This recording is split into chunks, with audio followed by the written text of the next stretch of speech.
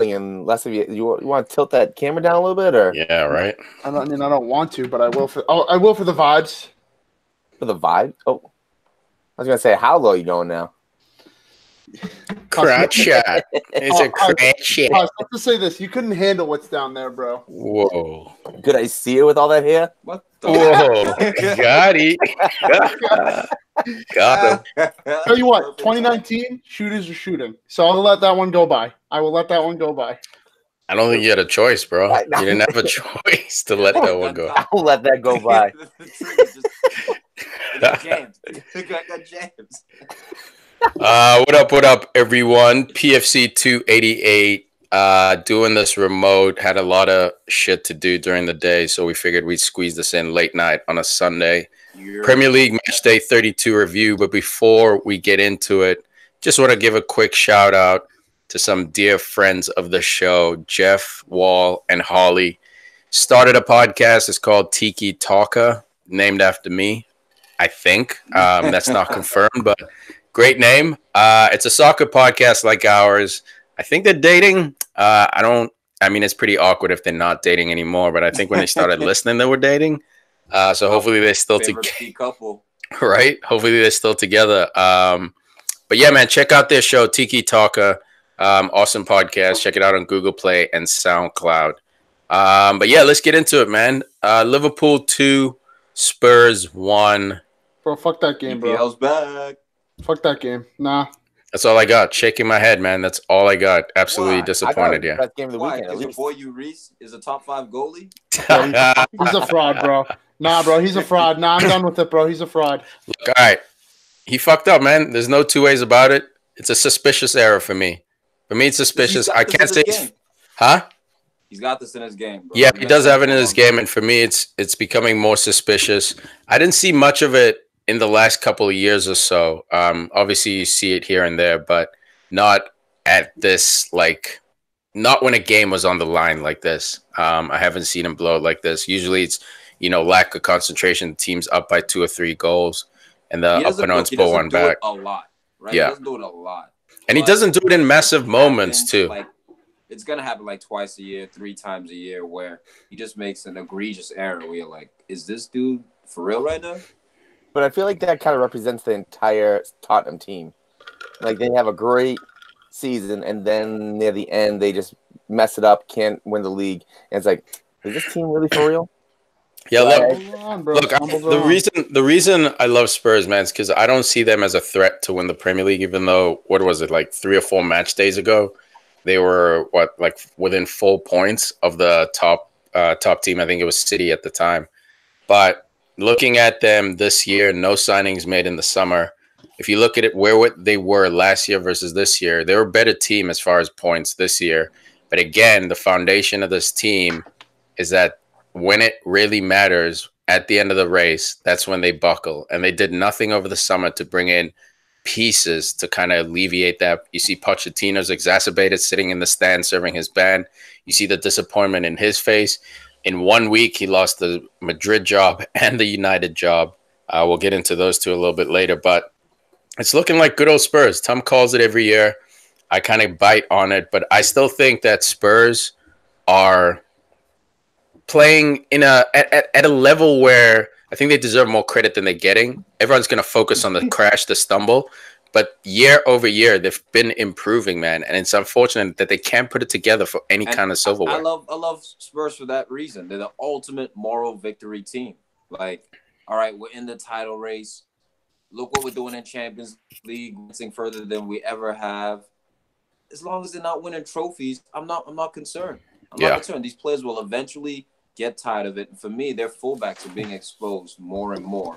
Yep.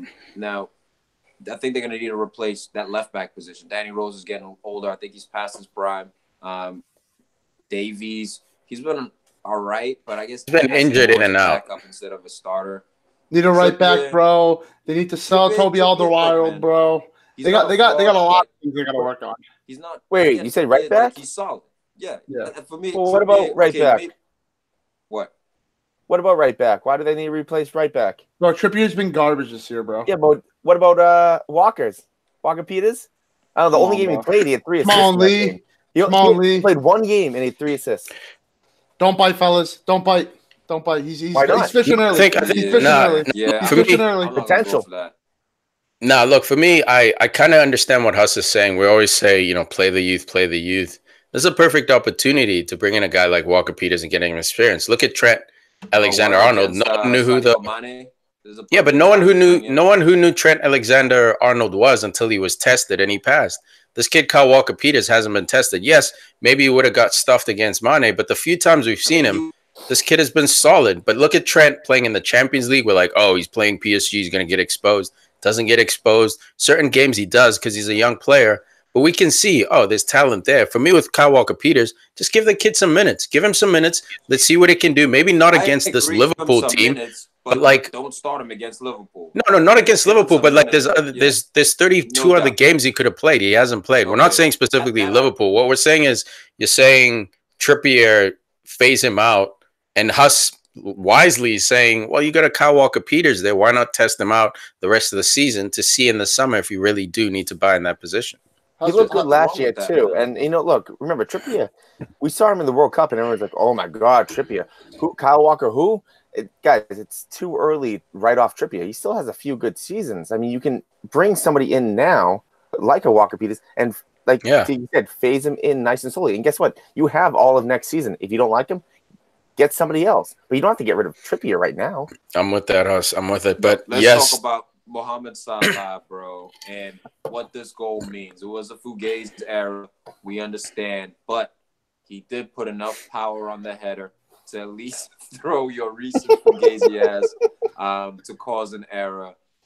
What does this goal mean? Nothing. For Salah. Nothing for Salah. It was an own Nothing goal. for Salah. Thank you. It was an own goal from a mistake. What should be focused on, and this is the shit. This is why I get extra hate on Salah. Because what should be focused is him being cowish in the last minute, heads it softly into Lloris's hands. If Lloris wasn't suspect of shit, he would have caught that. 90th minute, the focus would have been, hey, Salah, how about you learn to finish? But instead, he gets lucky. The goalie causes an error, and it goes in an own goal. And you see Salah celebrate with more passion than I've ever seen him celebrate any of his goals. And everyone bites into it. Oh, Salah, yes, we agree it was an own goal, but man, what does this mean for Salah? Yo, fuck Salah. He still got a duck. Wow. He still got a duck, and he was cowish when it mattered. Last year, Salah puts that away for the win. This year, he was cowish, and he got lucky. Liverpool got bailed out, man. Okay, he did that on purpose. He did that on purpose. 11 games, one goal. 11 games, one goal. Let's talk about that. You know what? Salah's going to shoot. Salah's going to shoot. No, I'm going to head it softly.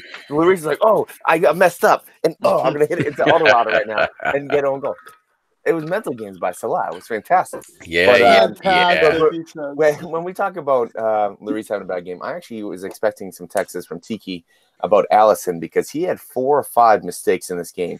Yeah, right at the beginning, he went for the grab. Hitting the head, bro. He just put the ball into the him head. and Milner. Dude, literally, I mean, this is that shit, right? So like, no one's gonna. Thank you, Huss. Me and you are kindred spirits, bro. I've missed you on the show. Again, the focus. Luckily, Liverpool won, but no one's gonna talk about Alisson and him in the last 2 or 3 games. The goal Bobble got against Fulham. Granted, there was more Virgil van Dijk, but at the same time, it's that communication between the goalkeeper and his defense, and you saw it today again multiple times to where one of the balls, the one that hit off his head, it's like, guys, like why isn't Alisson having questions asked about him? Why? Because he's got fancy feet, man. But we're looking at his hands and we're looking at his decision making, and I'm not talking about when he decides to dribble and cut back and shit. That's part of his game. That's whatever. I'm talking about specifically the technicalities of goalkeeping and commanding your area. He looks like he's having a bit of trouble with that. As long as Liverpool keep getting results, that's when, I'm not saying we should overlook things. It's good to look at the details and analyze it regardless of what it is. But, when they pull a result out of it, it's not as of a deal than when you lose. No, but it's the same. Facts. Like, it's not. No, but Karius got the same heat, right? Karius and Mignolet last year, they were in a Champions League final. You know what I mean? Like with Karius and Mignolet. So, like, I'm not sitting here saying Alisson's not. Right? Exactly. So if Karius makes that error and they go on to win it, he's most likely still a backup at Liverpool. So that's what I'm saying. Wins and losses do define performance. Now, you can look deeper. And I agree. Like Alisson mess up, he has to be aware. But when you have Virgil van Dijk in there holding things down, he's really the best defensive guy for them. There has been the best defensive guy for Man United for a while. Virgil van Dijk is that guy holding it down. You know what I mean? So as long as Liverpool have that rock in the back, for the most part, they'll be all right. Now, for me, yeah, but we don't know that until the end of the season with silverware. We don't know that. Like, all I'm saying is, at least on right now, yes, there are a lot of wins, but if there's no silverware at the end of the season, I'm not sitting here saying Alisson should be, you know, they should consider a new goalie. I think Alisson deserves time, and he's shown way more positive than negative. But like, where the fucking headlines about this guy, guys? Come on. Well, look, he's not the one made who some caused great the saves. the game. So why should there be headlines? Besides De Gea, I think Alisson is definitely top 2, top 3 in the EPL. He has made some great saves. Yeah, he made some blunders, but everyone besides De Gea, actually, no, De Gea made a couple blunders this year too. Lloris is the same thing. Lloris makes blunders too. A few more. Not a few more. Guys. Not a few more, bro. Oh, everyone. No one's perfect. Thank you. No one's perfect. So why y'all boys on my fucking boy Lloris? Calling him a fraud. Lloris, he says, bro. Hugo Lloris. Let's be honest right now. Van Dijk, definitely top 3 defender in the world. No, number one. Top 1. Number one. Maybe top 1, but the point is number 1. He's number 1. one. This year, Liverpool have left the least amount of goals at 19. Yes, that's Virgil van Dijk, but that's also Alisson as well. I mean, that's everyone. But I mean, is Alisson an upgrade from Mignolet and Karius? Absolutely. Even if you put Mignolet and Karius in net together, it's still an upgrade. Look, he's a Brazilian starting goalie. Huh? And Ederson is behind him. Starts behind him. So. But enough about Liverpool. Let's talk about Tottenham. Let's talk about Tottenham real quick. That goal that they scored, bro, I'm sorry. Harry Kane's the best striker in the world. Drops deep off the free kick. Probably was an illegal play because the ball was technically still moving. But that was an unreal pass to who was it on the right? I think it was Trippier. He just gets the ball. He gets fouled by Van Dijk. By the way, Harry Kane not getting a goal in this game. All the hate he's been getting because Spurs are on the slide. But Harry Kane's still putting in work every single game. Either he's scoring, he's helping create the chance, bro. That goal was certified 100% made by Harry Kane. Hey, you want a towel? Your mouth is drooling from all the fucking nut that's dripping from Harry Kane's dick. All right, dude. It was also bad defense by Trent. Right? Nah. Jeez. Because Trent didn't follow the play and the ball bounced out to the 6. No, that was Robertson then because it was on the left-hand side. It was on the left-hand side. No, it bounced. It was on the left. What? It was Bobbert. So Harry Kane got fouled by Van Dijk. Well, I'm talking about the goal. Yeah. Got it. Eriksson flubbed it, and then it went across the 6, and Trent didn't follow his guy, or maybe he wasn't able to get back in time, which I think he should have been able to, but he was wide open. That's Trent's mistake right there. But I mean, I think the one thing in my mind about this game was it wasn't necessarily who's the better team. It was down to who's gonna screw it up more, and Tottenham screwed it up more. Yeah, but you can, and I agree with you, Huss. Again, weird. I think Tottenham had chances to win this game. That 2v1, where basically Virgil was like, I don't respect you, Sissoko. I'm going to give you this opportunity. Sissoko was like, please, no, don't do this to me. And then fucking panicked and just swung it with his left, dude. Like, that was just Premier League fan zone, bro. Sent it to Boston where they have them Premier League. Right? It was so panicky. He never looked like he wanted to shoot it. It's me, Fareed, Al, nothing like I was saying earlier. And this whole time, I'm thinking in my head, don't let Son get the ball. Don't let Son get the ball. Sissoko misses the net. Horrible shot. Al, he's not supposed to be scoring breakaways. That's not his job. The fuck, bro? I'm like, Al, dude, he was like 13 yards out. Dude, you're a midfielder. You're a center mid. Your job is to contribute with goals here and there. When you have a fucking breakaway, anyone besides a center back, your job is to score. And if you don't score, you're coward. But fullback gets in on a breakaway. All the positions except the center backs and the goalie, everyone else, dude, it's hate on you if you don't score. If fucking Chris Smalling breaks out there and doesn't score a goal, Lovren breaks out, Koscielny breaks out, like, okay, that happens. He's a center back. But any other position, Sissoko was cowish, man. And there were many more other opportunities too where Spurs weren't necessarily testing Alisson, so like it wasn't shots on target.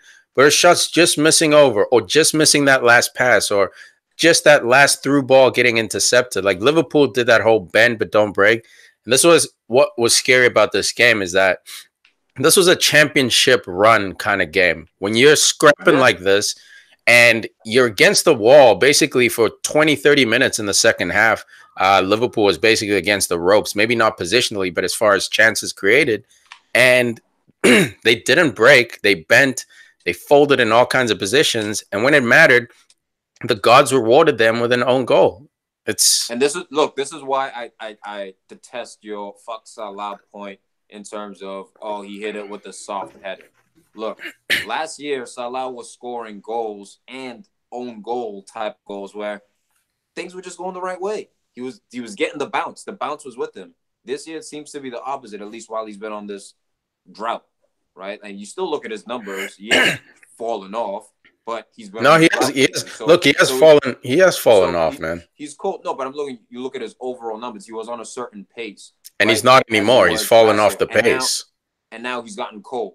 By fall off, I mean like went fraud mode, where you're like, all right, this dude can't play. He didn't do that. He's suspect for me. He's suspect for me. To me, he's no suspect. We know he's a quality player. No, I mean like as far as the echelon. And that's what I think it is. People are making a bigger deal of it. No, look, it could be. We see he can still dribble. He can still get in the right areas. Just not putting the ball in the back of the net. And I think this goal really does do him. Not only this could be one of the most important goals in the Liverpool run if they end up winning it, bro. Because if his confidence is able to be reignited from the goal and he's able to start knocking them in. Like, we've been saying that for 11 games.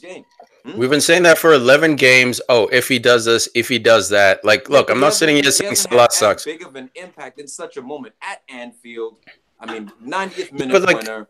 Nah, but like again, that's what I'm saying. Like everyone's romanticizing it. Like, yes, he was involved in the play, but for me, he did the same exact thing he's been doing the last 11 games. He had a great opportunity and he fucked it up.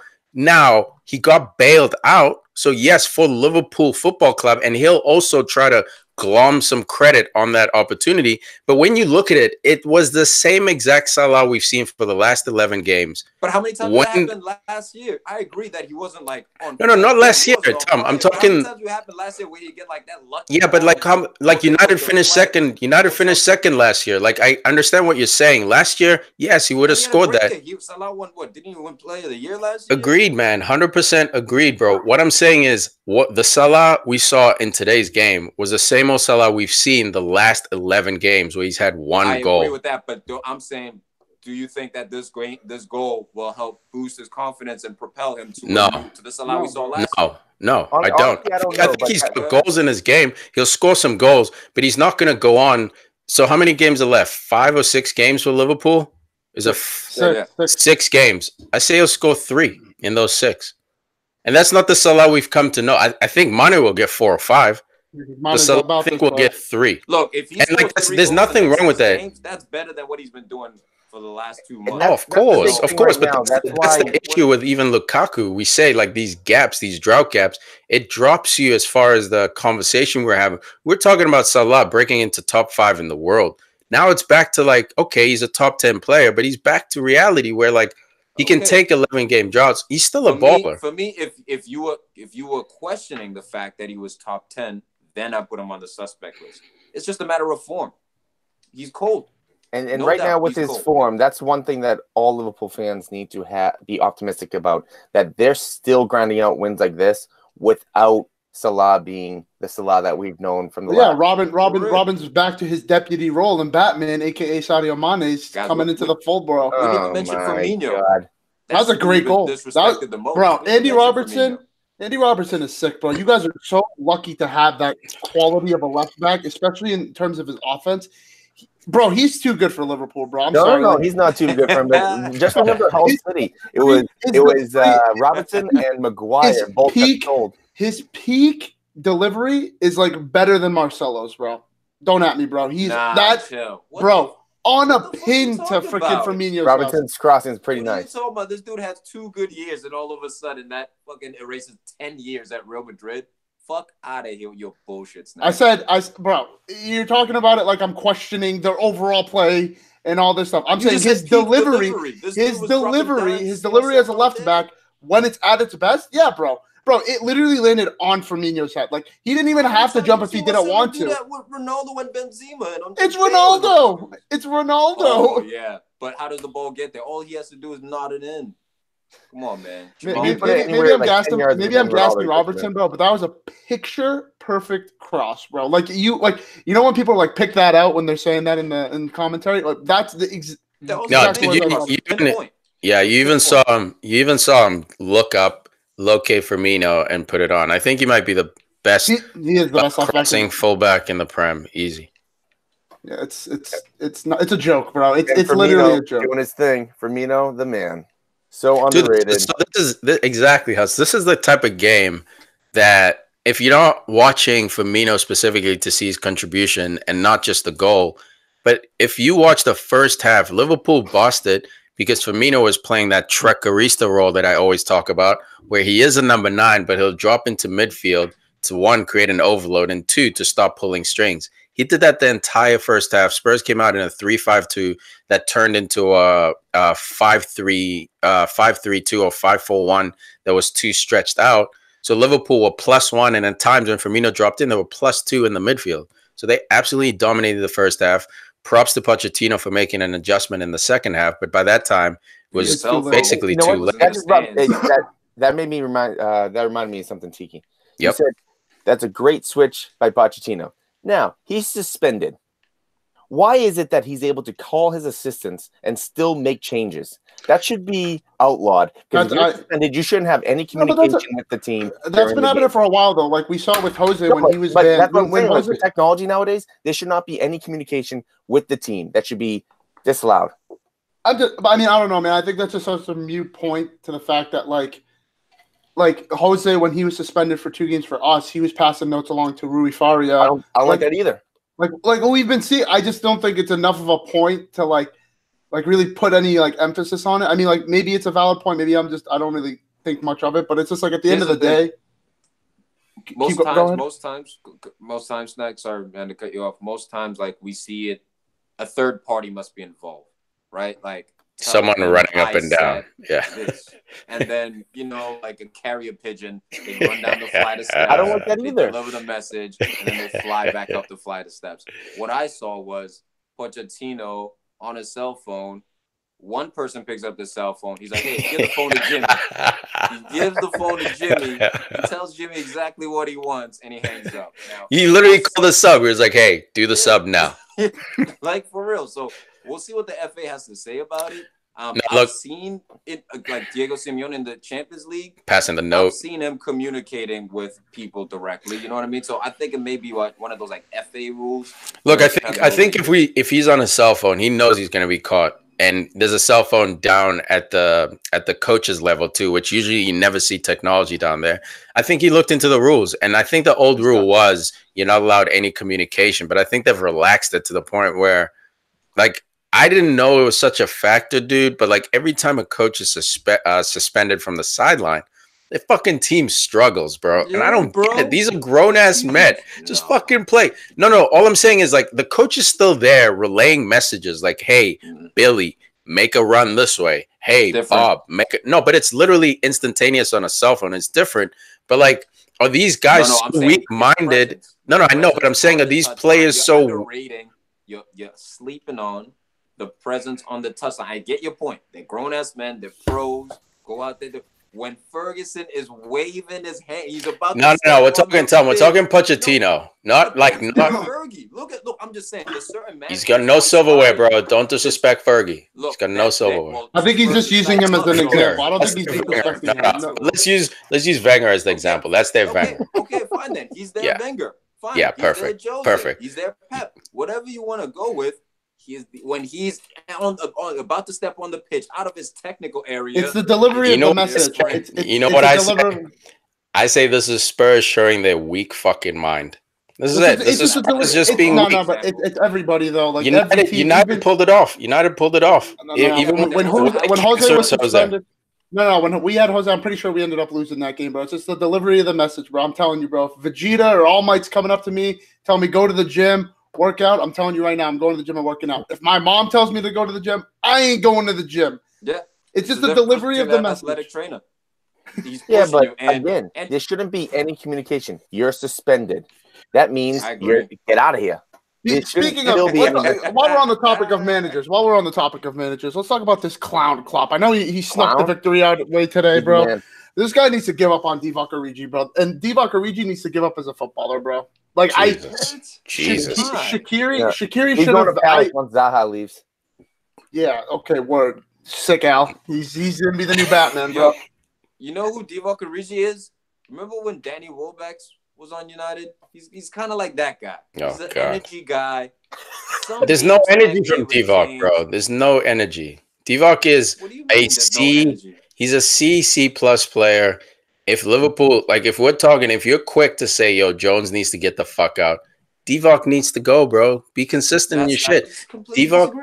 Divock needs to go. They could bring in a younger player, more exciting player in that position to where he'll still get his squeaky bum time, but he won't start and he won't be a threat and won't upset everyone. Like Shaqiri's not playing because of Divock Origi, bro. Like that's ridiculous. That is ridiculous. Okay, so Origi's bad. Divock Origi's 23 years old. So how much younger do you want to go? No, I mean, I'm talking. It's not even just age. I'm just talking a younger guy with a higher spiking potential. That's all. Ben Woodburn. Spiking potential. Ben Woodburn, better prospect than Origi. Rian Brewster, better prospect than Origi. These are all prospects at Liverpool, bro, that are better than Origi, bro. And they all can play on that left wing or up top or whatever. It's whack, bro. Look, man, Divock Origi is a dude who was sent on loan last year, right, to Germany. Played decent. You know, he didn't not play well. He didn't blow off any socks, but he played decent. You know did not play well, bro. At Liverpool. He's 23 years old. I don't think he's a dude you give up on yet. Brother, we've been saying Phil Jones to leave. Like there have been some United fans who have been calling for Phil Jones to leave since Van Gaal came in. That was 5 years ago. 5 years ago, Phil Jones was 20. No, we're not talking about I'm just comparing the situation. I'm just like, there comes a point, bro, where there's that point of no return. Like when you see a player, this is what you're going to. How long has Phil Jones been at United and been like given an opportunity to establish himself? I'll put it this way. A lot. Divock has. I'll put it this way. Tom, pump the brakes. So many times people talked about City win the quadruple, and then Pep comes out, oh, we don't have the roster for the quadruple. Think about City's roster versus Liverpool's roster. Thank you, bro. Where would Divock belong on Man City? Where would he come in? For who? Thank you. Why y'all taking it to? Because that's who they're competing with, Tom. Every position, you use the same. I'm literally using your same logic that every position, if you're fighting for the title, needs to be challenged. You know what I mean? And Divock doesn't belong in that Liverpool squad. Send him to Bournemouth too. Budgets, number one. No, I'm talking about two different teams. If you literally pulled up any player from City and put him on Liverpool, most of them would go in. And Liverpool, the same thing. They're starting 11. Most of them would go in. After the starting level, it starts to buckle because you got guys like Divock who you hoping to get you a goal. Who's just fucking mediocre. But why does it start to buckle? Because of money. Because of the choices made. Manchester City can afford to have Bernardo Silva coming off the bench. We're not talking Bernardo. They're not there yet. We're talking Foden. We're talking Foden. No, I'm talking Foden here. I'm talking Foden or Mahrez. Okay, well, Zinchenko. Origi is not in the Foden. Sell Origi. Sell Origi. Free up that money. No, he's not a youth player. Free up that money and get someone better than Origi. Please, just get someone better. And instead add you already got rid of Solanke. Get rid of Danny Sturridge is what I'm saying. An older guy who's injury. Get rid of both of them. Great call. 2-for-1 special. Get rid of both of them, bro. For the price of one. For the price of one. Divock Origi, man. Pulling the plug, and he's a dude who could be in there for a little bit more depth. He's a versatile player. Liverpool should put Origi and Sturridge on the sidewalk with the sign that says free. Thank you. Put him on Craigslist, bro. Slightly used, bro. Slightly used. They're fucking useless, dude. Put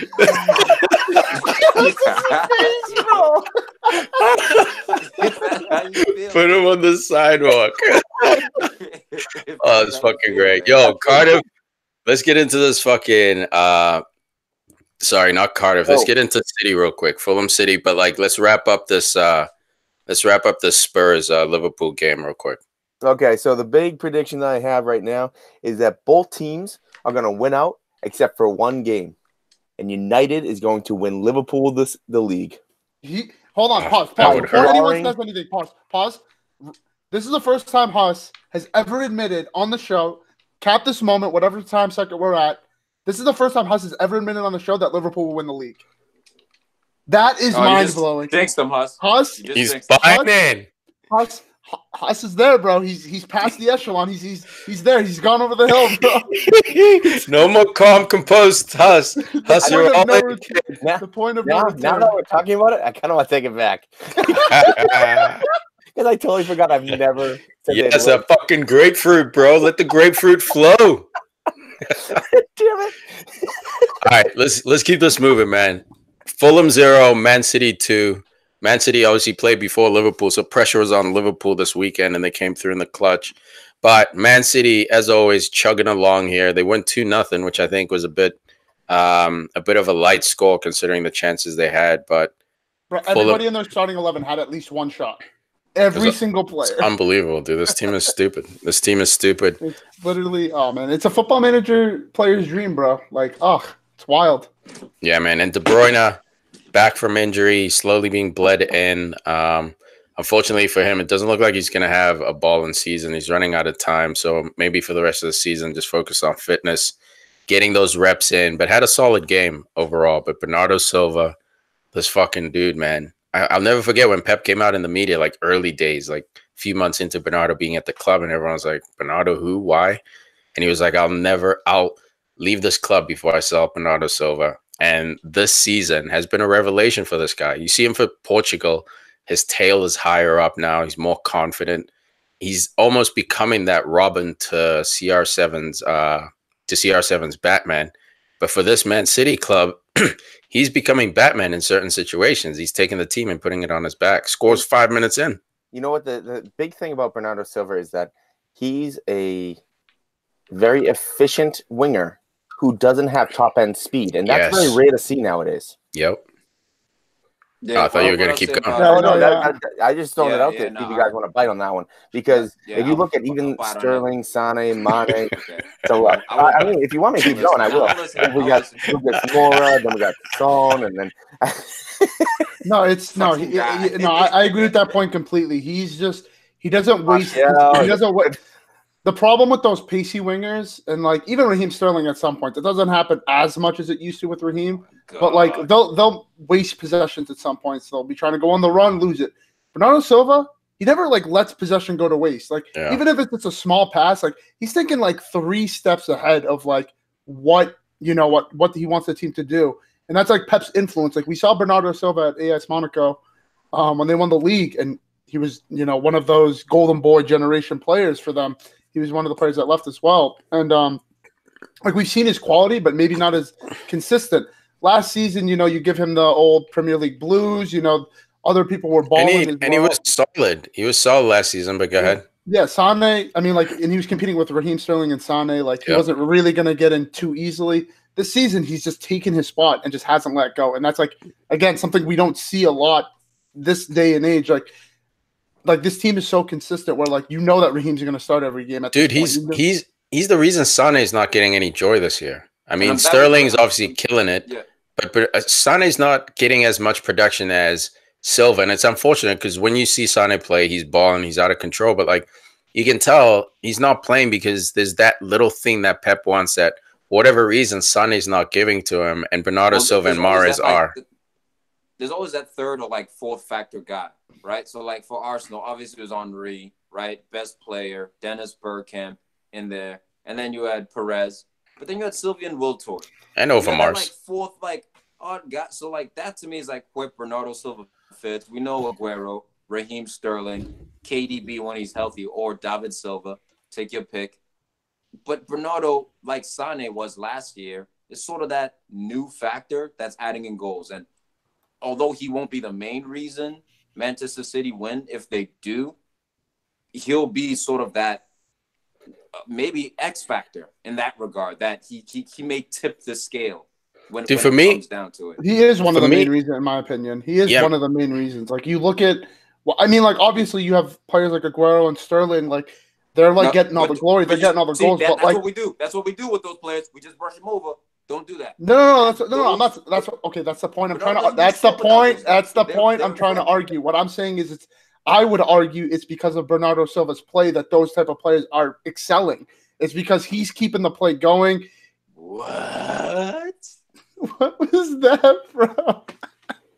No, it's because, bro. It's because Bernardo Silva keeps the game going like a midfielder at the. You know what it is. You know what it is for me, man. And Bernardo Silva wasn't doing that. What was that? No, look. I think last year Bernardo Silva wasn't doing that. So look. I'm talking about this year. I'm not. Go ahead, Tiki. Go ahead. Sorry, man. I was gonna say for Bernardo Silva, basically, Snacks is saying for him, and for me, it's more than. Oh, he's having a good year. Like, he's starting to establish himself. As for me, maybe even that third guy. If De Bruyne can ever find himself, he'll take back his third place throne. This year, I think the third place has been David Silva. It's been, Aguero, obviously, Sterling, and then probably David Silva. And Bernardo, for me, is pushing for that Silva spot. When Silva's already, 32 years old now, he's phasing out. I think Bernardo is going to end up taking that position. We talk about size in midfield. Silva and Bernardo are the same size, and I think Bernardo has a little bit more pace than David Silva. He also has better finishing. He can cut in and hit those shirlers. So I think we're seeing this guy grow into that third spot, and it's more than just, he had a good season this year. Now, Snacks, of course, went over the edge and started saying Sterling and Aguero are playing good because of Bernardo, which is a bit of a stretch. It's a point. I mean, like, bro, when your whole team is playing good, when your whole team is like, we talk about like when Pogba for United plays, Pogba when he plays well, everybody plays well. I don't see it being crazy that like when Bernardo Silva plays well, like there's some games that City wins and we overlook the point. They can play awful and win a game, like, and that happens. They have Aguero. I'm about to say, like, bro, you can pick someone up without like being like, oh my God, this is the great, like, you know what I mean? Like, I understand that. I just don't want people to like. I just feel like people forget how good Bernardo Silva is because he's like every time I watch him, I feel like my jaw drops. Like, I don't know. That's just me personally. Well, no, I'll say this. I mean, my jaw wouldn't drop with Bernardo Silva. Maybe when I watch Aguero, because we very well might be watching the best striker to ever play in England, or at least EPL. He's that good. If you take Aguero off and you put Jesus on, they're not where they are right now. Do you see the finish? Like, all right, oh my God. It doesn't make sense. I mean, it doesn't make sense. Like he like chipped it, but it was like a placement to the side netting. Guys, going down. Man, that goal was good, but like I feel like the goalie fucking cucked himself up. Like it was a chip from the near post. Like if the goalie literally just stood up straight, it was like gonna hit him in the chest. It's not like it was this. No, but here's the thing. Here's the thing that you're taking for granted. He shot the ball like that because he saw the goalie was going down. So if the goalie had stood up straight, he would have went low. That's the quality in Aguero. That's where you have no goalie's body language. Now, could the goalie have made it tougher? No doubt. But the ability to adapt like that on the fly in the near post, that was probably the best place to put it, and that wasn't an easy technique to execute.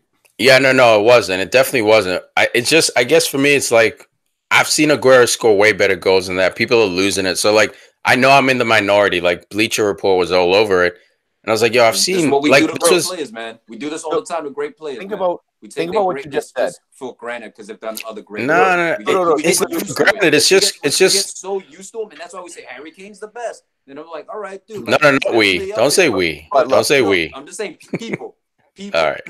That goal that Aguero scored today. This dude's been doing it for 10 plus years. That goal that Aguero scored this weekend, that shows how good he is and shows you how many great goals he's had when that just seems mundane. If that's just like that's a whatever goal. If anyone else scores that, man, this is props on Aguero. Like, hey man, don't cheapen this Aguero dude. He's fucking way better than that little chip. He's way better than that. Imagine if that's the goal Salah. Let's not drop the stand. Hey, no, Salah. Look. People's heads would have blown up. For Salah, but not exactly for Salah. Let's blow up for Salah. But for this dude who's been doing it 10 years, quality goal, mate. But man, oh man, like I think your standards are so fucking high, Aguero, that everyone's like bringing them down in this one for me. But it was class. Like we're just acknowledging greatness, man. For me, it's just acknowledging greatness. Even when we're used to seeing it, sometimes it's good to smell the roses, man. Okay, wow, that's a good point right there. Sergio Rico letting in another 2. Freaking love it. I hate that guy. Are you playing bun right now? Yeah, bro. What's my pony? It's not a bun right now. I actually, you know what? Breaking news. I'm gonna have to cut it off before I start my new job. But that's besides the point. We'll talk about that PFC after dark. Let's do that on the show. Yeah, PFC after dark. Yeah, you can put on your keys as like a little lucky charm. Yeah, we'll do that. Yeah, we'll do that. Anyways, back to football. Back to football. Listen, man, it's gonna come right down to the wire. Huss was making his prediction, bro. I'm sorry, this Man City team's too good. They're not gonna lose another game. Like they're gonna steamroll us, I think. And like with Liverpool having to play Wolves at the final day, that is such a and I think it's at Wolves. I think that's at Wolves, whatever the Molino Stadium. Like, bro, that's gonna be such a dodgy game that like.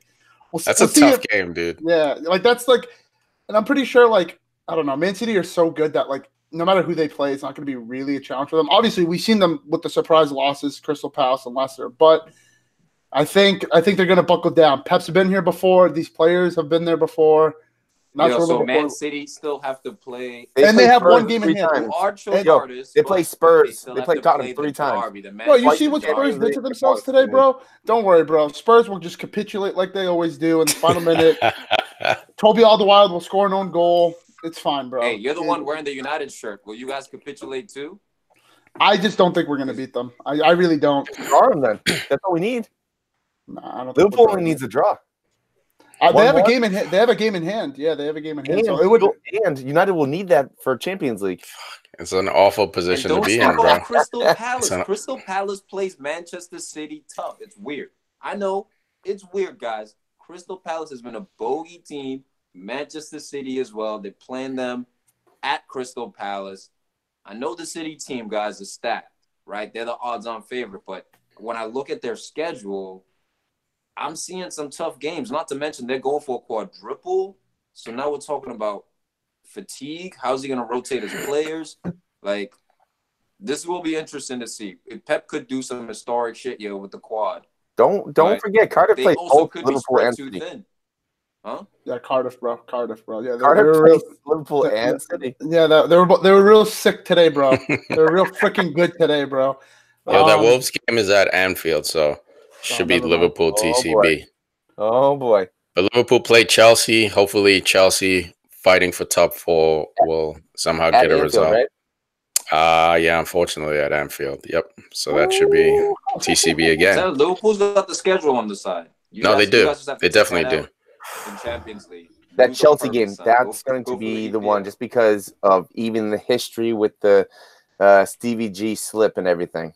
Dude, I thought Virgil was gonna have himself a little slip today. Gave the ball away a few times, bro. I was like, "Yo, here it comes! Here it comes!" The buckle.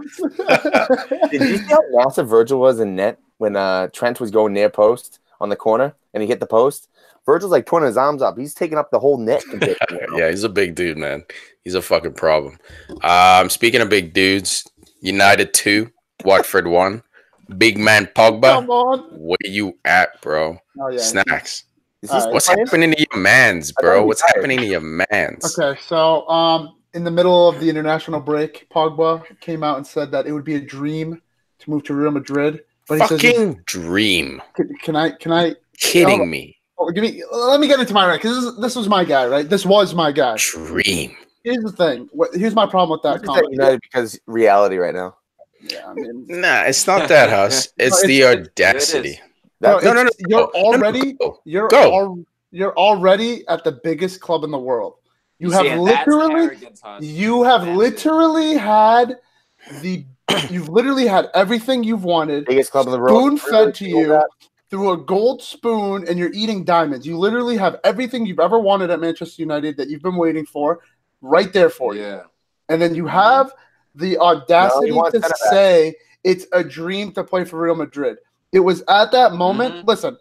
I love Pogba. I still think he's the best center midfielder in the world. I would be lying if I didn't say that. But there was a point in the season we did a show, And Tiki was conveying, he's like, listen, I'll support him while he's at United, but he isn't my guy. He has been downgraded from the guy that I will take bullets for to he's my guy while he's here. When he's gone, peace. Deuces, MKBHD style. I love it. Welcome to the team, bro. Until next week. No, bro. No, it's not because I don't. It has nothing to do with his play. He's the best centerman in the world. He still thinks that. No, it has nothing to do with his play. Yeah. He was garbage this game, but even in the games that he's been garbage, I found a way to defend him. That is no more. It is the fact that you can say you can't. No, hold on. You cannot say. Welcome to reality. You cannot say that you want to go to Real Madrid when you're already at one of the biggest, if not the biggest clubs in the world. Already. No, he's changed already. Stop. That's what we need to stop because you're deluded. Come on, bro. You're not the biggest club in the world. Wait. How are we defining that? How are we defining that? In all aspects, as a football club, we are the biggest club in the world. Yeah. I'm with you, Snacks. Tom, how are you define? What are you disagreeing with? When Snack says the biggest and you say no, you're deluded, what are you disagreeing with? Your current status. That's what. But you're talking about the pitch, bro. He has everything he's been waiting for at United. You guys are in a battle for top 4. You realize but that, right? you look at it earlier this season. No, you're looking right now. Fix your mic. You're like fading away, bro. You're looking at right now, but let's go back to the beginning of the season. Didn't want Jose Mourinho at the club. Got Jose Mourinho sacked. He wanted he literally said, I want Ole Gunnar Solskjaer to stay. We're all happy under him. Ole Gunnar Solskjaer stays, bro. I want this player to play up top. I want Rashford up top. He gets Rashford up top. It's just like, what are you, bro? You spoiled little brat, bro? Like, I don't get it. You're a professional footballer. Now, look, this is the thing, man. This is why earn his shit. Like, no. Spoon fed. Exactly. I agree with that point. And it's disrespectful. Like, this dude ain't out here like earning his shit. Nah, like, it's 50-50. He earned his way here. I agree with that. No, I agree with that. But at the same time, bro, it's the whole arrogance of United fans, which drives me nuts, is you're not who you think you are right now. I know that you guys have a lot of history, but you're not. Tom, let me know when, bro. Let me know. Let me know when you can finish in 5th place and attract Zlatan Ibrahimovic and Paul Pogba to your club, bro. When your club can do that, you can call my club small, bro. But when you can attract Zlatan Ibrahimovic, the greatest striker, one of the greatest strikers of all time, and the most expensive signing in history in that summer, bro. That's ridiculous, bro. And we finished in 5th place, bro. We finished in 6th place. We went out and spent $75 million on a striker. That striker is garbage, but the fact that we can do that just shows how big of a club we are. And you're a big club, but you're not bigger than Madrid, and that's your delusion. And your current status, how you've been performing, how have you been performing since Fergie's been gone? You've been bad for that long. So for you to act like, oh, Pogba is sitting pretty at Manchester United, things are rocky at Man United. Things are uncertain. You've just hired a manager who really, if you want to balance his CV against all the other managers out there, isn't much. Now, the guy's a player's coach. He's a legend at the club, so we'll see what he does. We respect Ole, but let's not act like Man United is stable. Real Madrid is way more stable. No, but when I said we're the biggest club in the world, if you factor everything that goes into running a football club, bro, we're bigger than Madrid is. We profit more. Everything that goes into so like if his goal is to go to Real Madrid because I want to play for the biggest club in the world, I don't see that as an argument. I just think, okay, this isn't working for me, and I want to go because it's more than money, Snacks. And here you go, New Age United fans looking at money. Look at history as well. Look at everything else. What have they done the last 3 years, Real Madrid? And who's came back? Zidane, a French legend. Okay, what have they done this year? Okay, so then let's talk about the right now. What, is Pogba going to go in and fix everything? They're going to win 3 Champions Leagues on the bounce? Get the hell out of here, bro. They were carried by the greatest player of all time, bro. And what happened, bro? The greatest player of all time left. He left, bro. And United was carried by the greatest manager of all time, and then he left. Yeah. And what happened? Bollocks. Stumbles. Bollocks. You acted like when Real Madrid and Barcelona come knocking, everybody's ear gets turned. Now, whether you're willing to publicly admit it or not, there I'm with you. Now I understand why you don't fuck with him. But for you to act like, oh my God, he should be happy. He should just be, I mean, hey, bro. He's gone. Hey, everything's delusional. You're not who you think you are right now. I don't know, bro. I just think the end of the day, bro, if you look at the situation, you see everything that's been happening in recent times, as in the past 3 or 4 months, it shouldn't be a problem. Like, if you think that in your head and you want to do that, by all means, bro, go ahead. I can't tell you how to live your life, but it's like Jose calling out the players in public, bro. Just keep that in the back door. It's like when you air out the dirty laundry, bro. I agree with that. That's my That's my beef. That's my beef. So maybe, yeah, sure. Maybe I'm going a little offsides with the. Well, he should be happy. I don't know how Pogba is, bro. I don't know his life. I don't know what he does. But at the same time, I'm thinking about it. It's like, wow, bro, you came back when we're out of the Champions League. I feel like you already have this talk with yourself. This is what we've been saying, me and Al, for years with this guy. Like, this is who he is. When he's surrounded by great talent, his game elevates. But he's not the kind of guy, or so far in his career, he's proven he's not the kind of guy to grab the team for an entire season and be their best player. Be the top 3 player, for sure. Pogba's about that. And technically at United, he's the best player. Like, ability, unlocking defenses, blah, blah, blah. But as far as performances, he's not the best player. And he's always been about Pogba. And there's nothing wrong with that, dude. Some dudes are just about themselves, and that's fine. Like, I love when players are like, yo, fuck the club, I'm counting my money. But I've always seen Pogba that way, dude. I've always seen him that way. And his agent, Ria Manola, is the same. He's the same kind of dude. He moves his players around to get the best deal, gives them the best life. And that's good for Pogba, man. I'll never hate on Pogba wanting to leave United. For me, it just confirmed everything we've been battling about, even with this Jose versus Pogba thing. You know what? Jose leaving ended up being a good thing for United, but it could have easily gone south. And look at United. We've won, what, 17 games or so? Or 14 games out of 17? 15 since out of 18. 15, yeah, counting this weekend, since Solskjaer took over. And he still comes out and he says he wants to leave. If he said this while Jose was there, can't blame him, dude. Of course, you have to leave. You're not getting along. But, like, you got everything you want. Exactly. That's my point. But this is who he is, Snacks. Yeah, this is why I've never banged with Pogba. Listen, maybe I was making it seem like I was just calling him out and, like, I was completely turning. Bro, listen, maybe my love for Pogba has changed, but my thoughts of him as a player have not. Oh, dude, he's still a baller. He's still a baller. Like, I would rather have them than not have him. Like, I hope he doesn't leave. But, like, at the same time, if he leaves, like, I'm not going to sob over it. I'm not going to be like, you know what I mean? And, like, before, had we lost him, like, bro, like, we're shambles now. Like, what are we supposed to do with our midfield? We have Jose Mourinho managing us. He couldn't get the best out of this guy. Who am I to be thinking that he's going to be getting the best out of another guy that he gets? He's just going to get. But now I look at it and say, okay, you know what? He can go. We'll figure it out. You know, things are good right now as the club. Thank you, bro. This has been our fundamental difference as United fans. For you, this is your first experience of seeing, like, a major, like, foundational player at the club leave. I've watched this since David Beckham. It goes throughout all our entire history. I bring up Beckham because he's the class of '92. He was for me, the biggest, like, thorn in my heart. The pain you're feeling right now, I felt it for Beckham. It wasn't as personal because Beckham, didn't come out in the media and shit talk and, like, flirt. But, like, when he left the club, I was like, oh, so my loyalty should be with the club because the club's never going to leave me. These players are going to do what the players do. I can't hate on them for that. Some of them I hate more than others, but, like, I'm glad you're experiencing this, dude. Like, when there's a beef, there is a time to side with the player, and I'll never blame you for siding with Pogba over Jose. That's just a difference of opinion. It doesn't mean you always side with the club, but, like, when you're seeing a world-class player like Pogba, who's arguably going to be battling for the Ballon d'Or if he can put together a couple of seasons, when you see him in our darkest hour not track back, not run, not do the defensive job, give up the ball in midfield and not work back. He even did it in this fucking game. Give up the ball in midfield and, like, throw his hands in the air. That's the type of play. You never want to back those kind of guys because they're the guys who are there when times are good. But when times are bad, those are the guys who are fucking hiding, calling you out. And Pogba, by the way, I say it again, man, because my hate of Pogba is very specific. Pogba is one of the best players in the world. And as long as he's wearing that red jersey, I feel good about seeing him in the starting lineup. I always feel like before a game, I'm like, hey, man, at least we got Pogba. So worst comes to worst, he'll pull something out. Now, lately, he's not doing that. But it still feels good to have him in the squad because I think he does way more good than bad. But as far as buying his jersey, you'll never see my money.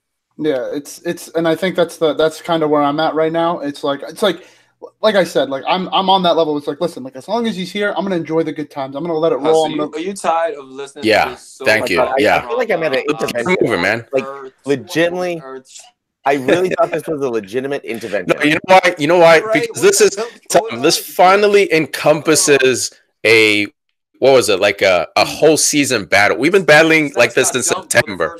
He did, bro. And I'm trying to pat his back, like, hey man, there's a lot of fish out there, bro. You know what it is? You know what it is? It's like playing in a final and like when you're in like U12s or whatever, and then the team that wins gets like the big trophies, and then you get the participation trophy. You participated, bro. You did okay. Here's your trophy. That's how it feels like, right? Trophy. This sounds like your heart just got broken in the middle. Yeah, bro. It's just me. But you guys didn't even deserve to win this. He said he loved you. It sucks, man. Because I love Pogba so much. He's one of my favorite players. Like I've spent money on his jersey, bro. Like I have a lot of jerseys, but they're for players I genuinely like that. Are you gonna burn it? Are you gonna burn it? We'll do a live PFC. We'll do a live PFC. Coach. This is if he leaves. We don't know yet, man. Maybe he'll come out a week from now and say, yeah, like. Now look, take things out of context. To wrap this up, man, Pogba I don't think is leaving this summer. I think the project is still too open. If he does leave, so be it. Zidane came out and said, yeah, when he's done at Man United, why wouldn't we want to have him at Real Madrid? Very succinct political way of basically saying, Pogba, whenever you want to come. And that's fine. I don't think he leaves this season, but let's keep it moving. We don't want to make it too much United. But real quick with the goal, Luke Shaw, brilliant ball through to Rashford. Rashford finally showing a different way of finishing, man. It's not just a rock-hard Vardy shot. Here he gives him a little bit of a deft chip over Ben Foster. Ben Foster. Great finish by him, man. So people can see it. Bro, Rashford's so good, man. I fucking love Rashford. I love him so much. Until he leaves, and we have to talk all over again. I know, seriously. Luke Shaw, like, let's talk about that goal for a second, because that was quality left back play. He wins the ball. Starts to counter himself. Inch perfect pass. Not as good as Andy Robertson's, won't lie, but it was still perfect. Rashford takes a touch, and instead of going for power, he goes for precision. Taps it in, bobbles it over Ben Foster. Bottom corner celebration. Dude, and Tom made a great point. We did not deserve to fucking win this. Plain and simple, we did not deserve to win it. You might have been even lucky to get a point out of this. Agreed. And look, Watford, they wasted a lot of chances. Let's be honest. For real. They wasted. Who's about the blonde hair there? Was that Hughes? Will Hughes, yeah. Oh my God! Enough with that guy. That guy sucks. Yeah. No, he's one of the better players. He was good in this game. He was good. He was wasteful, but he was good. I don't like him. But in this game, we were talking about it in the group chat, and I was telling Al, I said, like, it's good that like we can play this bad and still like whip out a result, because that second goal was just disgusting. Like scrapping the box. I'm pretty sure Martial was offsides when the pass was played. He was. Puts it in the back of the net. We'll take Classic Chelsea. Yeah, yeah, and you know what I mean. And then Al came back at me, and he was just like, I don't know if that was our worst performance. Like the defense played solidly, but I'm like, bro, it's been so good under Solskjaer that like. Go ahead. Finish, my bad. Yeah, it's been so good under Solskjaer that like, it's like weird to see these kind of games. Even when we've lost, like when we lost against Arsenal, we played really well in that second half, other than the penalty. When we lost against I'm not speaking that club's name. I came at you in the debate, bro. I apologize for that. I didn't mean to come for you like that, bro. It was just emotional. I don't apologize, and I will come for you like that every single time. No, I'm just kidding, man. You know what? I was gonna buy you some of the condoms for the controller. Now I'm not buying them for you. I got plenty condoms for straight. Dude, no. Who I want to big up is Phil Jones. Phil Jones had a good game. Like, we gotta keep it real. He had a great game. He had that dogged defending. He was kind of first to the ball, you know what I mean? So in an almost like weird way, like even though like you guys didn't deserve this performance here, look, man, I'm gonna give credit when I see someone play well, and I thought Phil Jones he was all right. Who sent that quote to our group with the quote about Phil Jones? Who sent that? Of why Varane didn't sign with United? Oh, that was me. Yeah. It's hysterical. So yeah, back in 2011, when Varane is a patriot. When back in 2011, if you don't know, when we signed Phil Jones, we were actually linked with Varane, and we ended up signing Phil Jones. And when they asked Varane, who went to Real Madrid that year, why we didn't sign him, he goes, "No, I wanted the move, but they signed Phil Jones, so it wasn't on the cards." And I was just like, "Well, fuck, man? Like, yeah, that's who you got. He's nice. He was nice against Watford though. Like he was nice. Yeah, it's the same thing though. He'll have a good game, but there's always a mistake in him. It's like there's just no consistency with the guy. Like you just know, like there's a performance in him that he'll just put up a 2 out of 10, bro. Like it's just. Speaking of performances, Decore, he was talking about going to Champions League teams next year. Has he earned the right to be on a Champions League team next year with how he played for Watford this year? He's earned his right to be on Spurs. He's earned his right to be on Spurs. That's it. And that is because Moussa Sissoko is Spurs' center defensive midfielder. That's it. Like he might fit at Arsenal. He could come in. Arsenal. Go ahead, sorry, Snacks. Yeah, he might fit at Arsenal, but he's not getting into Chelsea's. Not getting into Chelsea's midfield. Not getting into City's. Like it's not happening for him. In 2 years, maybe Liverpool's. Yeah, maybe. Look, he's one of those Yaya Toure type midfielders where like he's a bomber. If you just let him play that box to box kind of guy, he's a dogged guy. He works. He gets forward. You saw him score the goal today. So like, I think I'm with Snacks. The only Champions League team I see him on is Spurs, assuming Spurs finishes top 4.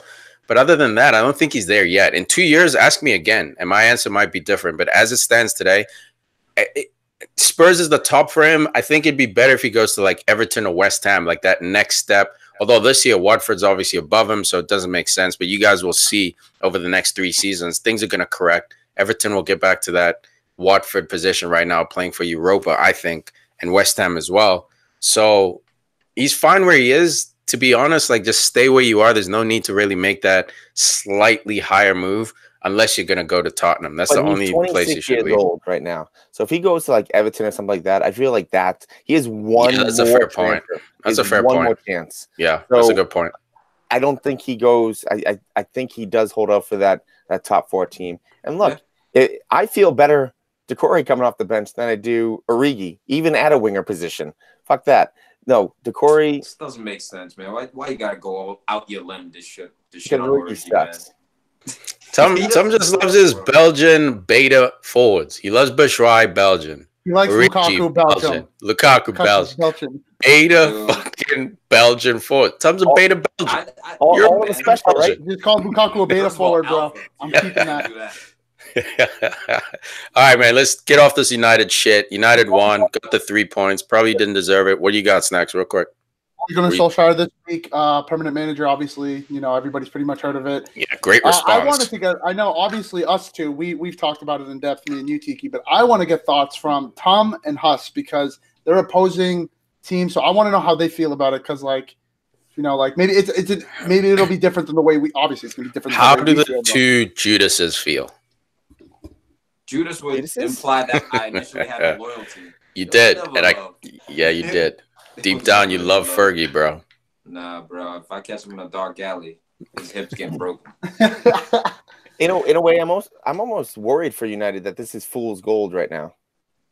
Because look, they played well, they had the manager bounce, but even in the Watford game, yeah, you won, but there were definitely times where it's like, are they really going? And then also, let's put it this way.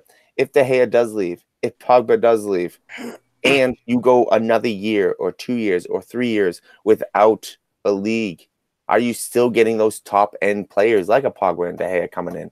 Or are you taking the next tier down, which it's going to be a slippery slope. So right now... Slippery slope? Was that the grapefruit, bro? Slippity slope.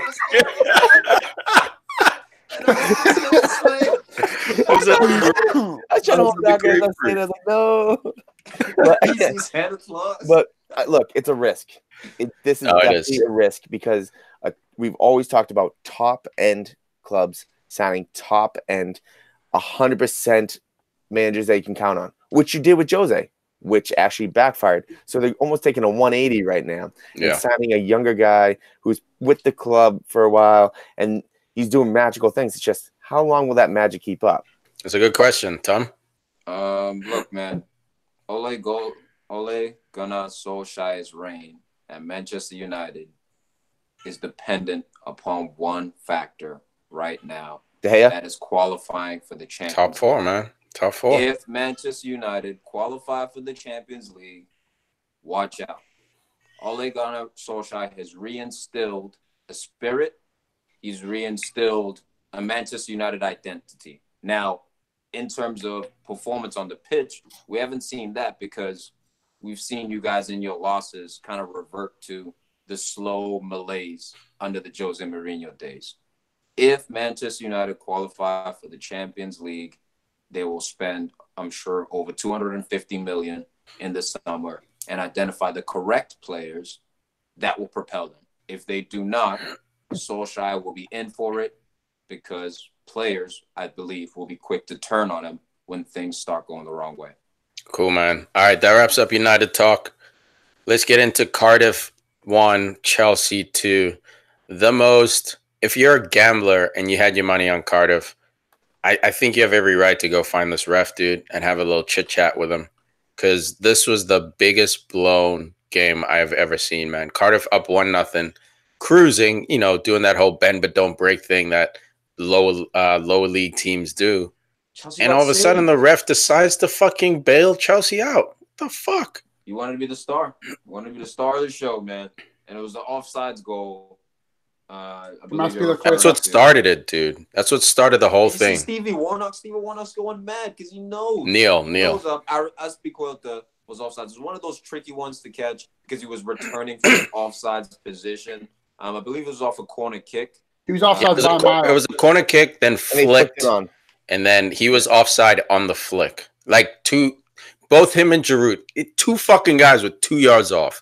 And Neil Warnock the whole time was like, yo, two whole yards, yelling at Sarri as well. I don't know why Sarri's trying to calm him down. Just let the dude throw a tire, and it has nothing to do with Sarri. But Aspilicueta, man, 84th fucking minute. Guess who gets the assist? Fucking Marcus Alonso, bro. I was so fucking pissed. It's absolutely unacceptable this level, dude. Dude, I don't know, man. That's what he does, though, man. His delivery, like DiGiorno, man. It wasn't delivery. It was a head flick. A lucky bitch. You know what I mean? That's part of the delivery, man. Sometimes he gets dimes. He's good around the attacking area, man. And Loftus-Cheek, for me, is the guy who should have had a chance. But we know it's Chelsea. They hate their youth players. They're killing in the youth game. They'll win English FA Cups. But when it comes to playing, Hudson-Odoi, who else you want to mention? All these guys who have left. He comes on, he scores the winning goal. It was beast of a header, powers through the defender. But to me, now it has to be Jorginho, Kante, Loftus-Cheek in the middle. Dude, even without fucking Jorginho, put Kante in Jorginho's position. Kante has shown that he's got some feet. He's playing him at that number 8 position all year, which means he has to move the ball a little bit more higher up the field, more pressure. The spaces are tighter, and he's doing a decent job. He obviously doesn't have the finishing side or the goal side, but as far as passing, he doesn't misplace too many passes. He's clearly not a number 8. Like, he's doing the job, but he's doing a 7 out of 10 when he could be doing a 9.5, 10 out of 10 at that number 6 position. I understand fucking Sarri wants that guy to basically lay it off sideways. Jorginho, king of the sideways passes. I think Kante can do that. Kante can't do that? Yeah, that's what I'm saying. Kante can do that. So now you have Kante in there. And then in the other 2 center mid positions, you can finally give that Loftus-Cheek Barkley look or Loftus-Cheek Kovacic look. I don't think Kovacic and Barkley should play at the same time. I think they both bring similar stuff. Obviously, Barkley's a bit more. Sarri's prejudged a player. He's taken a look at a player. Yes. And whether it was through not blind prejudice, but observed him on film and watched him and be like, all right, this guy cannot deliver what I want. So within the same year he transfers to the club, Jorginho comes in, and he was the centerpiece of what he did at Napoli. So again, it's not a blind prejudice of I don't want people to think that like I'm just going like straight up race here, like because he's no. I think it's more so to do with that. I think it has everything to do with loyalty. Is that he probably talked to Jorginho and said, "Hey, follow me to Chelsea, and you got your position. We're going to do the same thing we did up in Napoli. Look, you got everything the same. And now if you take his guy, his number 1 guy, and you put him to a new position, your number 1 guy now might be a little bit upset, might want to leave." But Huss, here's my thing. Now, why would you do that when there's a player who plays the same position as your guy who's better? Or guys, or just fucking rotate. Jorginho literally doesn't get rested. He gets rested once in a while. Because Kante's that good. So you can't just be like, all right, Conte, don't start. No, but Tom, now, who's your cleanup man? Like he's so good that he has to start, but he's playing him out of position. Yeah, but like so even he's basically favoring Jorginho. But Tom, it's gone to the point where he'd rather rest Conte than rotate Jorginho out. You know what I mean? Like, I agree with you. Conte should start every game, but clearly he doesn't think Conte should start every game, including this game that just passed. So what's his excuse on Jorginho? Why is he starting every game if you're saying Conte can't start? And I think to Huss's point, it is just favoritism. This is my guy. I brought this guy in. I'm going to make it work. No just doubt. stubborn Italian. He decides to rest Hazard, which is fine because Hazard's clearly wagging his tail at Real Madrid. I think that was a bit more of a slap on the wrist for Hazard versus rest, blah, blah, blah, all that bullshit because they need Hazard to start the rest of the season. Instead of starting Hudson fucking Odoi, bro. He's been caught, like Hudson right now is in the middle of contract negotiations. He said, no, Hudson will get 2 or 3 stars before the end of the season. He'll get some playing time, and I think he should stay because next year we have plans for him. You're playing fucking Cardiff, borderline relegated Cardiff away. Hudson's fresh. You want to rest Hazard for whatever reason. You know, you want to punish Hazard, rest him, whatever. Why not put Hudson Odoi in that position? They're the same type of player, taking on people in the final third. I love Willian. Willian's my boy, but his take on ability has dipped. His production has always sucked at Chelsea. Pedro, hardworking dude, but like he's not. I think that's harsh. And not always, but like look at Luke Whitty. Willie had a really good season when he played center mid. Yeah, look at his goal count at Chelsea, Tom. It's shocking, bro. I was with you. Look at his or assists. Yeah, look at both. Look at both. And I was shocked. Luke Whitty brought this up to me. I was a Willian guy through and through until Luke Whitty printed out a fax, sent it over to my house, and was like, yo, you need to look at these numbers. And I was like, wow, dude, Willian's been kind of skating, bro. No one brings attention to his lack of production. Well, I think today is also the wrong day to kind of choose that. I guess overall, if you want to look at it long term, but he did provide the assist.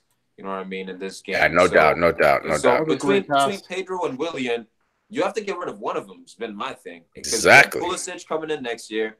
Are you gonna let go of Hazard? It's like they might have to get rid of both of them. Hazard's leaving, so they might keep both of them, keep Pulisic and Odoi. And unfortunately for Pulisic, become an understudy to Pedro and Willian. Leaving so matter-of-factly? Because I think he's going to force the move this summer. I don't think Chelsea wants to let him go, but I think Hazard, dude, it's been 3 seasons. Every season it's getting more and more obvious. Like Hazard first, you know, like in the old school, like 50s, 60s movies where they show a lady's shoulder or her ankles and that was considered porn. Hazard is to the point now of Jenna Jameson level, bro. He's literally on all fours spreading it for Real Madrid. He's gangbang level? Dude, he's ready for the Houston 500 gangbang, bro. He's ready, and he's throwing it out. I think this summer, it's going to be like, enough is enough. I'm getting old. Real Madrid is in a rebuild, too. That's the only way I see him moving, and I was having this argument earlier, is if Hazard forces his way out. Yeah, he's going to force it. I don't think Chelsea's going to sell him. Chelsea, why would they want to lose their best player if they can't replace him? No. I don't think it's up to Chelsea. As far as business, I'm with you, bro. Chelsea's not selling Hazard. As far as Hazard, he's going to cause an issue to get sold, I think.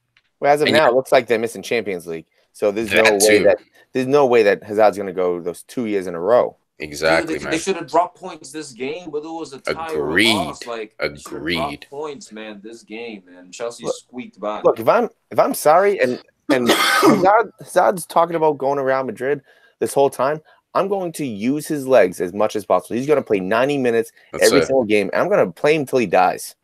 Or just play him until, you know, you get the most out of him to help your team. Like, I know what you're saying. I just run him into the ground. Sure, like that's another way to look at it. But just fucking play him and get what you need from him. You know, squeeze that last ounce of juice and then let this dude go.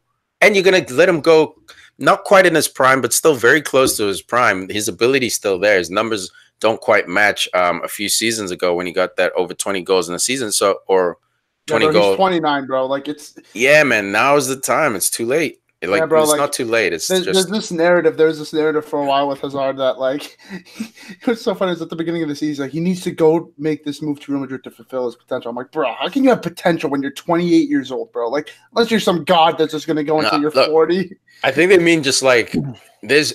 I still feel like Hazard still has a level to reach, and I think if he's at Real Madrid, surrounded by prime A beef we'll see that level, like a Salah type of season. I think that level is Champions League. He's 3 years left of that top tier talent that he has. Yeah, but I think that level is just Champions League, winning the Champions League, and once he does that, then he'll like have fulfilled his potential. For me, that level is banging 30 goals in all comps. Remember that year, whether it's Champions League or not. Franck Ribéry like went off that year. He ended up like 3rd on the Ballon d'Or. Yeah, man, he got robbed. That was like in like 2014, 2013. Exactly, Tom. I'm with you. Like just 1 or 2 seasons where like you're shining like a fucking comet, dude. Everyone sees you. Goals. Exactly. Like, oh shit! And then you're back to like for real. Yeah, and then you're back to your 25, 20 goals, where it's more normal. But like if he goes to Real Madrid, what up? Speaking of 40 goals, Messi has now dropped over 40 goals for 10 seasons in a row. That's beast. That's fucking beast. Hashtag beast mode, bro. That's absolutely that free kick he took was disgusting, bro. He those training ground ones you see on Instagram where people are like you see like freestylers and all that stuff doing it, and they like F2. Yeah, bro. It's just you know what? I'm gonna hate on that free kick for a second, and I don't even want to call it hate. All right, because when I rewatched that, it looked like he was trying to chip it into Sergio Busquets, and then like it went in. I don't know what the center back was doing on the line, but. I don't know. It didn't look like he intended to shoot it. Maybe not. I see what you mean, man. I see what you mean. That great. Yeah, you get all the credit. That shit, bro, the whole time, bro. No doubt. Yeah, but Chelsea get lucky here, man. Alonso with a shirt pull should have been a PK. Rudiger with that semi-breakaway that I don't know how that's not a red, man. I know the contact looked incidental, but Rudiger initiates it. Doesn't make a challenge. I think that's what bails him out. He doesn't make it look like he takes him down, but he runs into his path, hits him from behind because the Camarasa got in front of him, hits him from behind and takes him out. Luckily, the goalie was there too, so there's that argument of was Camarasa going to get there?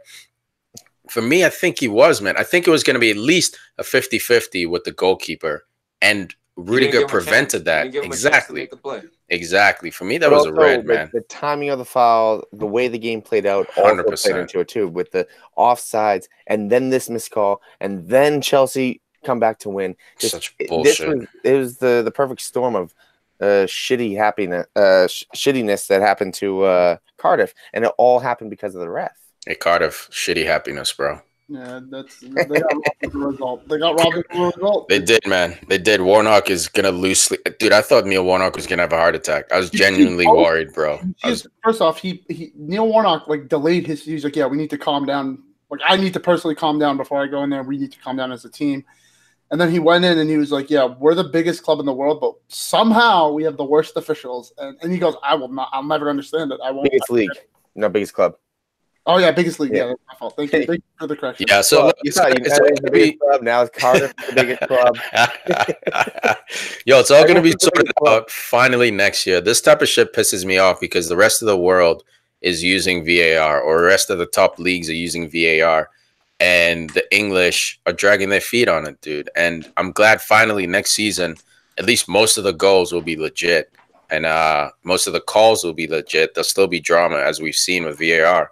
So it won't be a perfect system, but man, simple things like 2 yards offsides, simple things like literally grabbing someone's arm and tugging him during a set piece, guys like Chris Smalling, they're going to have to learn how to properly defend set pieces. None of this bear hug shit. I'm glad it's going to be stomped out of the game, man. And I feel bad for Cardiff, and I feel worse for United because fucking Chelsea got 3 points. Well, I mean, Warnock, this is the first time I think in his career he didn't like just scream at people. Yeah, and he just stood at the half line, 10 yards away from the refs, and just clapped. That was brilliant. Huh? Not the refs, clapped at the fans. Everyone knew the point. He was clapping the ref, but he made it look like the fans, dude. That was some old man, wise man shit, dude. I love suspended. Yeah, he didn't pull the Pochettino, go yell in his face, or at least in public. Who knows when he met him in the dressing room after the referee dressing room. He's like, "You gonna die today?" Yeah, man. Okay, also, those I said it in our text messages. Those assistants that Cardiff has, those are some big dudes. Those are goons, yeah. Those weren't soccer coaches. Those are like, we're gonna go break some ankle. We're gonna break some knees. They're old school, Huss. They're old school, bro. Leg breakers. All right, let's wrap this up real quick. Quick touch here. West Ham 0. Everton to this was the battle of the inconsistents. Looks like Everton is finding form again. I think that's 2 wins on the bounce for them. West Ham looked like crap. Yeah, they're done for the season. In that stadium they have, again, everyone talks about how once you took those fans away from those players, the atmosphere there is horrendous. And you see it every time they play at home, that it's just like if you're not good. It's not good. No atmosphere. Yeah, it's tough, man, because the club's looking at it for survival purposes, finances. So they kind of had to pick, either put the club in a strong financial positions, more gate receipts. It's also in a great location so they can do concerts and all that because it's in London. It was the Olympic Stadium. So, it's tough, man. I feel bad for the West Ham, brass, because it was just a good business move to make. But I also feel bad for the fans because, like you're saying, Huss, the atmosphere is dead there. The fans are so far removed. Yeah, it's unfortunate, man. Since Payet left, man. That's it, bro. Snake bitten, bro. Snake bitten. It's been downhill. It's fucked up, bro. Still recovering. But yeah, man, Everton pull it off. Zuma gets a goal. Bernard gets a goal as well. I like this Bernard guy, making a bit of noise. Shout out to Richarlison. Played well here. Hit the post. He's looking promising, man. Looking promising.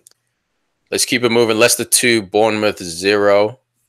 I thought here was going to be a draw, man. I thought it was going to be a draw here. I thought Bournemouth were a little bit more backboned than they were. Jamie Vardy and Javi Barnes and the crew took care of business. They took care of business, man. I love these guys, dude. And James Maddison, dude. The more I watch I'm seeing creativity, just bright spots. His confidence is growing. He's playing day in, day out, which is the most important thing. He's about 22 years old, 23. So he's maturing. He's not quite a youth prospect, and he's not a teenager. That's the guy Tottenham gets if Eriksen leaves.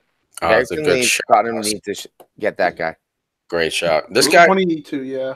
Maddison to Spurs if Eriksen leaves. Not bad. For me, man, this Maddison kid, if he keeps developing the way he is, I see him fitting into a Liverpool or Man City, that kind of quick pass, quick touch system, because his little touches, his movement in tight spaces, his threat, goal scoring threat is there, through balls, creativity. He's nice, man. This kid's really, really nice. So Tielemans, man. Tielemans, dude. Yeah, bro. He kind of took that dip when he went to Monaco. I thought Man United was going to get him at a certain point. We're linked with everyone. Tielemans has been that guy who he reminds me. There was another guy. I'll remember it in a little bit. Steven Defour, where everyone was all about him, the Belgian guy. And something just happens, or João Moutinho, where everyone's about him, but it just never happens for him. Tielemans is still young, but I hear you, Tom. When he was at Monaco, everyone's like, all right, this is the next step for him. When he was at Anderlecht, he was next, and then he was supposed to go to Monaco, just develop a little more. At Anderlecht, everyone was looking at him like, yo, all the top teams were in Monaco were the ones who took a risk. But at Anderlecht, I remember everyone, United. He picked the wrong club. He did. Yeah, he did. Many players. That's the day and age that we're living in right now, where there's so much pressure on these young talents, because we see it with Tielemans, we saw it with Kessie. Yep. That's not a bad move. Your boy on Bayern Munich, Portugal. Renato Sanchez. Yeah. Those type of players where when people see potential, people are getting that mixed up with talent. Potential and talent are two different things. Good shot, and it's starting to blend together. That's real. Good shot. Dude, speaking of potential, bro, this African dude, Wilfred Ndidi, man. I fucking love this dude. He's got the shot, crazy shot power. He's got the lungs. He's got the size and physique. He's got a tiny bit of silk about him, enough silk for a number 6 to get himself out of trouble. Still very young, so still mistakes in his game. 22 years old. But watch out for this guy. Nigerian John Obi. Yes, bro. Yes. Dude, watch out for this kid, man. If he keeps developing the way I think he is, and especially he has to stay at Leicester the next 2 seasons, put it together at Leicester. Don't leave. I think they're going to be this summer some teams coming for this kid, or at least linked with this kid. Stay 2 seasons at Leicester. I think there's a nice young group of players coming through. including Damari Gray, Javi Bonds, like Tom said. Madison's coming through. The defenders with guys like Maguire. They're putting together a nice team. So Ndidi, I think he's going to be the Conte of this team. Oh, yeah, and by the way, England have found their starting left back at the national level. Ben Chilwell. He's nice, man. Ben Chilwell. Another kid, bro. 22 years old, bro. This whole team, Studley, except the center backs. Just one quick second. Huss mentioned Frank Kessie. I just gotta defend my boy real quick. This guy at Atalanta was basically a center back. Like he played the number 6, but he sat he was basically a back three at all times. This guy's transformed into a sick box-to-box midfielder. Milan, I agree with that. That's definitely the wrong club because they're just shambles like constantly. But he has like elevated himself to another level. Like, bro, there was a goal he scored earlier this season where he dribbled from half. This guy has no right to be running through everybody, but just bulldozing everybody getting there. And power, bro. Top bins, bro. This guy, he's nice, bro. Just give him another season or two. Hopefully he'll leave Milan, get to a bigger club, and he'll be able to show his stuff, bro. I don't think Frank Kessie's washed yet. Shots fired, bro. Shots fired. While we're on it, I'd like to just kind of slide in a little bit and kind of segue via Brendan Rodgers, the old firm derby between Celtics and Rangers today. Just a quick note, not to get into the game, but that Celtics fans were upset at Celtic, bro. Celtic. I live in Boston, man. Celtics. Boston. Freaking, Celtic fans were mad at, I guess, how Brendan Rodgers left mid-season. But for me, it's like, y'all spoiled, man. This dude won you guys the treble, like, undefeated. No, you know what it was, bro? Like, what do you... Like, nah, you know what it was? He called someone out. What's his name? That number 9, the black dude. He called out Musa Dembele for being a fucking snake, not buying into the project. Same thing he did to Sterling, by the way, being all about that money. If you look at that reputation Sterling got, a lot of it was manufactured by either the Liverpool brats who were pissed he wanted to leave, or Brendan Rodgers, actually, I should say. And so Rodgers has this fucking thing. Yeah, but Rodgers has a fucking thing of calling these players out in public. You can be mad behind the scenes, bro, and call people assholes. When you come out in public and you say, wow, these teenagers nowadays, all about the money, blah, blah, blah. And then you fucking leave mid-season, bro. That's why they're fucking pissed, because this dude's a hypocrite. And I don't blame him for leaving. At the end of the day, I don't blame players for leaving. I don't blame the manager for leaving. Like you said, Tom, gave him a treble. But don't be calling out people for leaving the project, and then you leave the project mid-season. That's fucked up. And I love Brendan Rodgers, by the way. I think he's next. Well, shout out anyway to the old firm derby. 2-1. Who won the game, bro? Who won the game? 2-1 win for Celtic. Oh, wow. Yeah, brother. Pure domination, brother. I don't think they've lost in that game in like 10 years. You better be right, bro, or else some Rangers fans coming for your ass. Rangers already beat Celtic this year. They pulled it 1-1, and he looked like, like he wouldn't slip. But as you know, bananas. Huddersfield 0. Zaha doesn't get on the scoreboard, but did play. He was nursing an injury. Palace managed to get it done. Of course, dude, Milivojevic. I don't know why I don't have this guy in fantasy, because it looks like every fucking week Palace gets a fucking PK, dude. This dude is killing it, man. You know what it is? Either he's gonna score with the PK or he's gonna get a yellow card. So it's poison. It's just like it's one of those things. Bro, Tom, guess how many goals he has in the Premier League this season? Off the top of your head, 10, bro. How fucking crazy! Milo has 10. I'm sure like 9.5 of them are PKs. Yo, Al's had him since day one. He has, bro. Ride or die, Albert. He's had it the whole time, bro. But Zaha expertly earns the PK in this. Brilliant. Game. I mean, this dude, man. Plus, I'll give him plus 0.5. There's about 50% chance he's gonna score a goal. You give Messi, Ronaldo plus 1. I'm gonna give Zaha plus 0.5. All right, when it comes to Crystal Palace, he's gonna try. He earned the PK. You see his touch; it was beautiful. He set the defender up, acting like he was gonna volley with his left foot. Instead, first touch cuts it inside to his right foot. I mean, damn man, he's ready, man. This guy's ready. Hey, Buzz, you see who scored the second goal? Who was that? PVA. How do you say it again, Huss? How do you say it? Yeah, how do you? PVA. Who's PVA? I don't know. Some guy. Some dude. Come on, man. Some dude. Patrick Van Aanholt. You're the best, Huss. You're the fucking best. Burnley 2, Wolves 0. I didn't want to say it at all. There's no bite, bro. No Espiritu to this week. Yeah, man. Wolves fucking blew their load on us, bro. Yeah. They're all jazzed out. They're chilling. International break, man. International. You know these things happen in international. Nah, bro. None of these guys were repping their countries, bro. Nice try, bro. These dudes disrespected Burnley. They thought Burnley was, 2018 Burnley. There's a new Burnley in town finding themselves again. They blank Wolves, bro. Basically, it comes down to if Jimenez doesn't start, Wolves doesn't do work. They need to sign this dude. He's on loan from Benfica.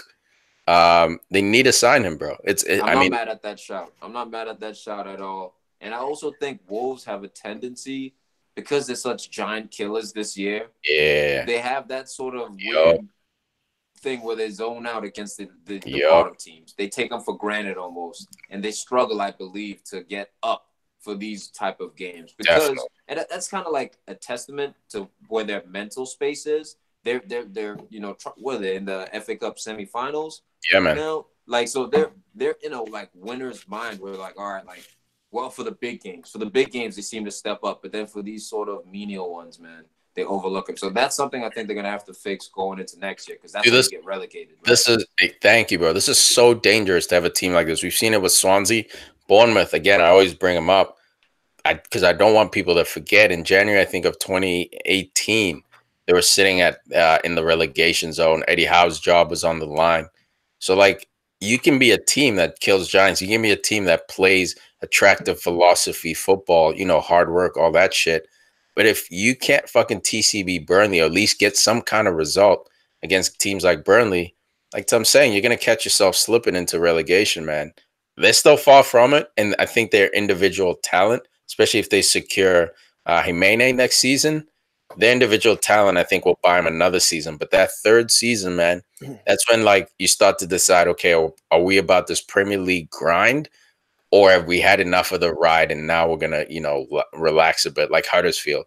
Huddersfield was a team playing attractive football. Everyone's talking about Wagner being best friends with Klopp, and they play the similar philosophy. Blah blah blah. Next season comes, these dudes weren't about the Premier League grind. Wolves can't fall into that trap. Well, it's all good, man. Because 3 years from now, anyway, Espiritu Santo will be coaching Man United. He'll be coaching Arsenal, bro. He'll be coaching Arsenal. Real happy with this. Brighton 0, Southampton 1. Southampton, dude, this is the most epic comeback, man. My fucking manager buddy, what's his name? Fucking Huss and Hurtel, out here getting results, bro. I think they're. Fuck! I lost the stat. I had it here, but since he's come in, man, they've actually had 180-degree turn, bro. It's brilliant. You can't say these guys don't have heart, man. And they've been hard done in a couple of games too. Yeah. With the ball, the goals just went against them, and it's really they're taking L's. So. And they don't have number 9s, bro. They've gone what is it, 3 seasons now without number 9s? Obviously, they've tried people in that position, but either they always get hurt or they suck. Redmond. Yeah. Redmond has been all over this. Obviously, not just him. We've got guys like James Ward-Prowse also stepping up. Valerie, too. Yeah, Valerie making moves. Højbjerg, I think this may be his second goal in the past 2 games or something like that. But, he's been on the score sheet lately, nonetheless. So, yeah, they're finding ways to scrape by. And I've been talking about Angus Gunn, man. I like this goalie. He's still young, right? He's still got some ways to go, but I like this goalie as well. Yeah, no, Angus Gunn is nice, man. Very promising kid. But yeah, man, that wraps it up for Premier League Match Day 32 review. Thank you for listening, guys. Before we go, anything else? Yeah, Arsenal's playing tomorrow, bro. Yeah, we got to do a prediction. I was about to say that. I was going to say, we got to put a prediction up there, bro. All right, let's do it. I'm going with Arsenal are at home. They're pretty much untouchable at home. I'm going 3-0. I think Aubameyang's gonna have 2, and then I think cheeky Lacazette's gonna have 1 coming off the bench. Well played, Snacks. Well played. I got Arsenal 2-1 against Newcastle. I think those set pieces Newcastle does well. They're also very difficult to break down in the back, but like Snacks said, Arsenal is a bit of a monster at home, and I think the the inspiration they have, after this weekend's results, basically Arsenal could jump into third with the win. So I think they're going to pull it off 2-1. I was going to say 2-1 too, but 2-1-2 is not a score, bro. I was going to say 2-1 as well. But because you took that, I'm just going to go 5-0.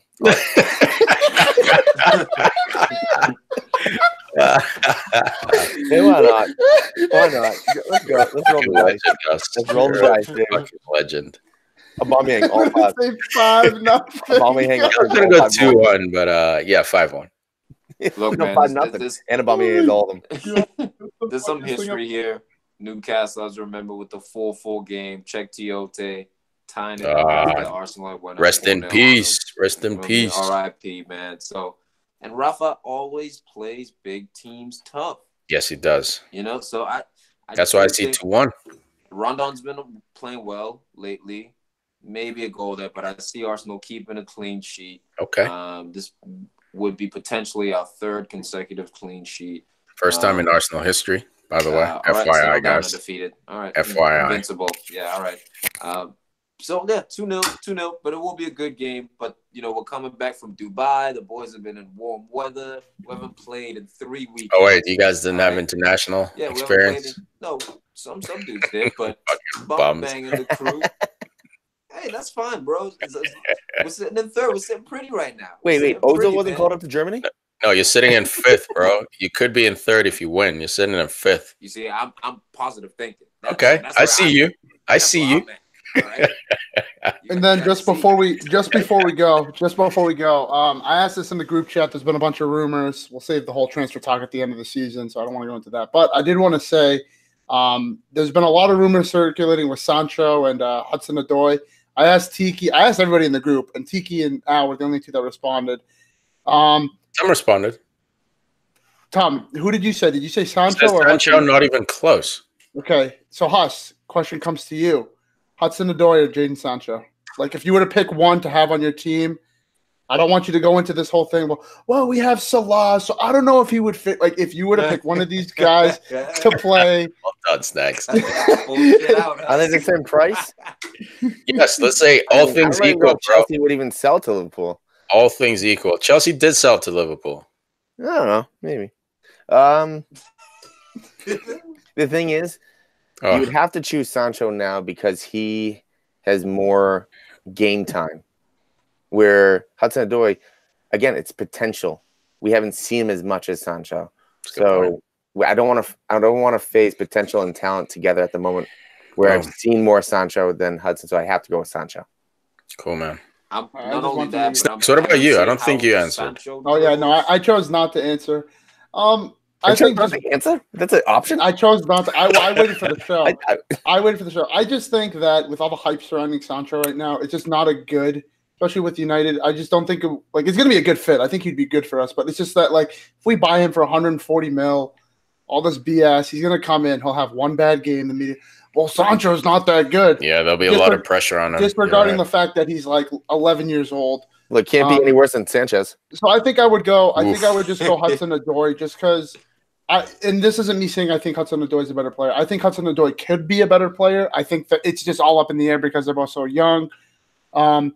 Sancho right now is definitely better because he's getting more game time and he's balling with that game time. But, if you look at them in the international squad, like Hudson-Odoi got a majority of the time during the international friendlies. And, I know international friendlies aren't a lot to say, but, it's still something to be going over Sancho. I know Sancho played, but Hudson-Odoi was the star. So I would go Hudson-Odoi. He'll be cheaper, and I think he'll be just as good, if not better. It's nice. Regardless, as soon as you put that United jersey on, bro, there's gonna be pressure. That's true. Sancho's gonna have a higher price tag, so maybe slightly more pressure. But when Hudson-Odoi makes an appearance, or even if he doesn't make an appearance, then he'll be criticized for that, man. So put your nuts on the table, kid. You're gonna go to Bayern. What are you gonna do?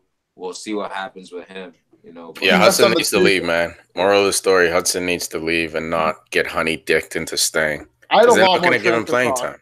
This was one of the rare international breaks where all of our teams were we're playing with transfer rumors and stuff like this. So I really wanted to talk about it, but Tiki made a bold choice. He's let's do end of the season. And don't worry, we'll have a lot. I already got a list compiled. So yeah, the problem is we're not going to remember the rumors on March 31st. Obviously, if something gets confirmed, we'll bring it up on the show. But it gets fucking crazy at the end of the season. That's when the rumors really start to have some meat on them. Right now, no, don't worry. I already got a list on. I got a Word document all planned out. Well, this isn't a rumor. This is Spine. Who Arsenal should sign at left back next. Kieran Tierney from Celtic.